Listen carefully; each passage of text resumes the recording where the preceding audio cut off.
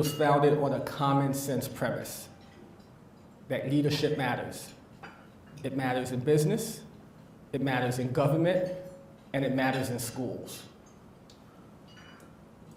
A great teacher will change a classroom, but you need great leaders to change and transform a school.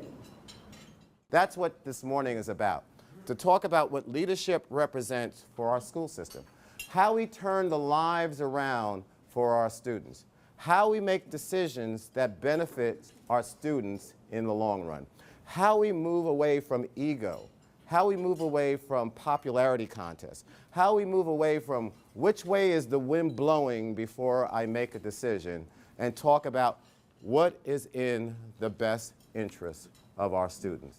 And I guarantee you that 20 years from now, when we say, you know what, we are no longer in a situation where there's a massive difference between people who are wealthy and people who are poor and what they can access in terms of public education, it will be because of transformational leaders. And I have no doubt that new leaders will have contributed a good chunk of them. We have been in New York now for over a decade, 3 years in Newark. Currently, we have about 150 leaders impacting over 50,000 kids. My opinion, and many others in the room, that's nowhere near enough to have the impact we know we can have. By 2015, I believe we can have 300 leaders in New York City and Newark impacting over 100,000 students. That's a dent. It's not even a big enough dent to change, but it's a big enough dent to show the world and show New York City and show Newark that kids like Antonio can make it, can go to college, can go to the best high schools. This organization, to me, shouldn't have to beg for money. In fact, it should, to me, be on the front lines of everybody's eyesight because they have their fingers on the pulse of what makes a dramatic difference.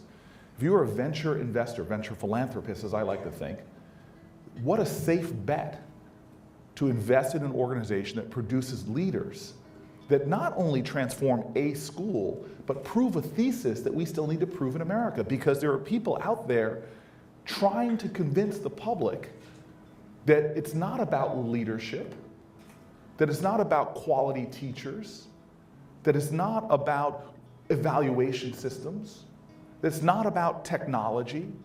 They're trying to tell us that it's about poverty, that it's about neighborhoods that are broken. I know that I stand here, the result of a conspiracy of love. Individuals who showed incredible sacrifice, determination, a courage of their convictions to make my very essence possible. Will we show that same level? Will we make the same declaration that generations before did us?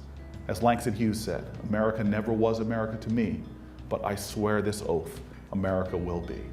Let us all today swear that oath, make that sacrifice, rescue our democracy, and declare to the world yet again that we are a nation of peace, justice, and prosperity. Thank you.